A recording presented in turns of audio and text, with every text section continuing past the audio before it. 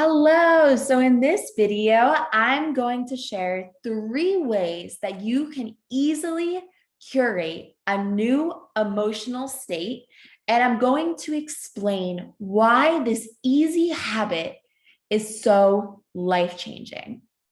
So just to prime this video, I want to say that when you are healing, there is the release aspect where you work through and process old emotions, icky thoughts. You go into the past and you explore that territory in order to hold space and to let it go. And then there is the next step, which is actually curating and embodying a higher energetic frequency, a more vibrant, a more excited, a more joyful, more grateful, more connected, more confident, more loving energy. But to curate this energetic state, we can't simply fake it, nor can we try to get to the bottom of all of the difficult emotions, thinking that once we finally get to the bottom, everything's going to be easy. We're going to just, no longer have any negative thoughts, any negative emotions. That at the bottom of the barrel lies all of the answers. So yes, while we need to release and work through, and often it's at the end of the release that we have space to really actually claim new emotional states and new emotional thoughts, we have to make an active choice. Each of us has to make an active choice. We need to curate this new emotional state. And we can do this through pretty simple shifts. So there are 3 ways that we can create a new emotional state. The first one is to get freaking excited about your life. Get excited about something you have accomplished. What are you proud of? What relationship in your life are you proud of? What accomplishments are you proud of? What relationship makes you really freaking happy? It could be your relationship with your dog. It could be a relationship with your sister. It could be a relationship with your friend. What relationship makes you feel good? Where are you actually grateful in your life? What are you actually excited about from the past? Or what are you actually excited about looking forward? You're doing all this healing work. What are you doing it for? Get excited about that future relationship that you're going to be in. Get excited about the dreams that you are stepping into. Get excited and get actually excited. Don't just fake it. That's ego. Don't just try to manipulate your mind. Don't just try to, make yourself think that you're excited or proud of something. Actually find something that you are freaking grateful and freaking excited for. Hell, it could be your morning coffee. Really savor that. The next way to curate a new emotional state is through power poses. And I love power poses. If your body is stagnant, if you are not moving, it makes sense that your energy would feel stuck. If your body is not taking up space, it would make sense that emotionally, you don't feel like you're taking up big space. It makes sense that if you're not taking up space, that you feel very small, not only physically, but emotionally as well. So get uncomfortable and take up space. You see successful people doing this all the time. Oprah is a real hero of mine, and you will constantly see her taking up space when she's in meetings. She'll put her arms behind her head, taking up space. So some ways that you can do this: you can pose as Superman or Superwoman in the mirror, really stand there and take up space. You can put your arms behind your head, really take up space, stretch out, or you can just move your body. Every morning when I'm doing breath work, I'm moving my arms up and down, above my head, below my head. It's not rocket science. Now, just know that it will feel a bit unfamiliar at first, and that's great news. If it feels unfamiliar, that is great news. It means that you are embodying something different.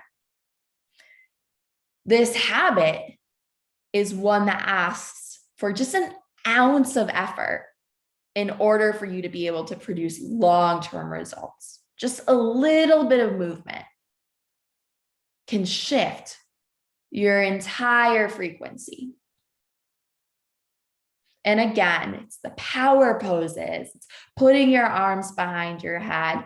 And it can also just be getting up and jumping up and down for a couple minutes, for 10 seconds when your energy feels stuck. And the final way is to use declarations. Now, you hear about affirmations all the time, but the problem with affirmations is that you can say, I feel great about myself. I'm great. I'm great. I'm awesome. I'm powerful. But for a lot of us, that's hard to believe. We haven't heard these messages before. They feel really unfamiliar. And because they feel unfamiliar, they can feel really difficult to grasp. So what I want you to do instead is to start giving yourself declarations in the second and third person. Rather than saying, I am this, I want you to start saying, you are powerful. You are beautiful. You are unstoppable. You are amazing. You are beautiful, Izzy. You are powerful, Izzy. You bring value, Izzy. You care about people, Izzy. You have beautiful dreams and visions, Izzy. I want you to start talking to yourself in the second and third person, because what happens is your subconscious hears you and it hears your name and it receives it as if it's a compliment from someone else. It receives that sentence, that declaration, as if it's approval being received from a parent or from your boss or from your friend. So your subconscious is like, hell yeah. And it receives that rather than being like, that's not true. Why, no, that's not true. So now that you know how to change your emotional state, so what do you actually do? So the purpose of learning to change your emotional state is so that you can change the quality of your existence on a day-to-day basis. Most of us are walking around in the same emotional state that we learned to operate in as children. Most of us are very unconsciously attached to the emotional states that we're familiar with. So we're attached to states of stress, overwhelm, feeling lethargic, feeling small, because that's the emotional state that we have been in for most of our life.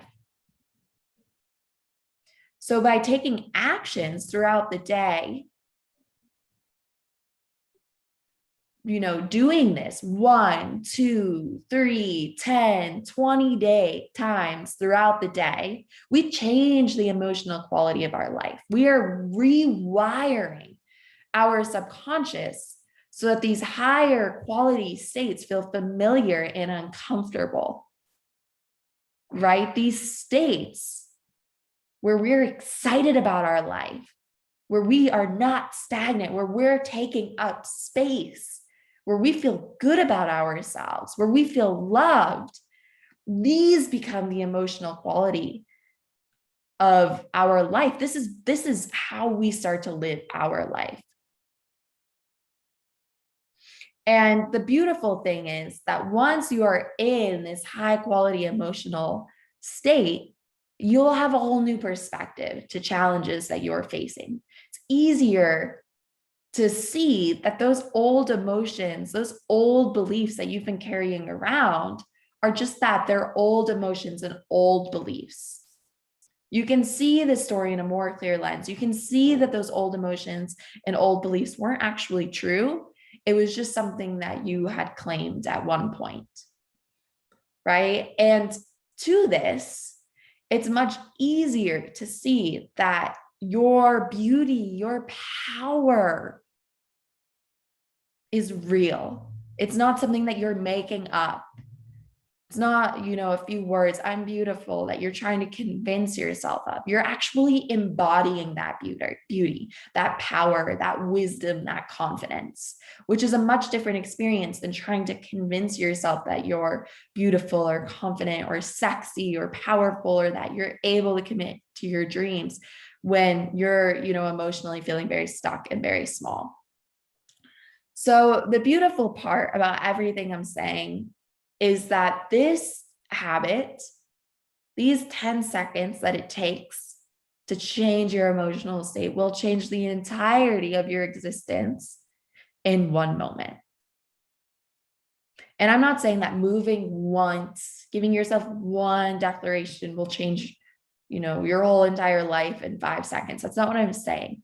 However, I'm saying that changing your emotional state as I've laid out, giving yourself 10 seconds of excitement, of gratitude, of movement, of declaration, it introduces you to a new way of feeling and existing that feels really freaking good. And when we experience that and we continue to just give ourselves 10 seconds, 10 seconds, 10 seconds, it's like a vortex. It sucks us in. We want more.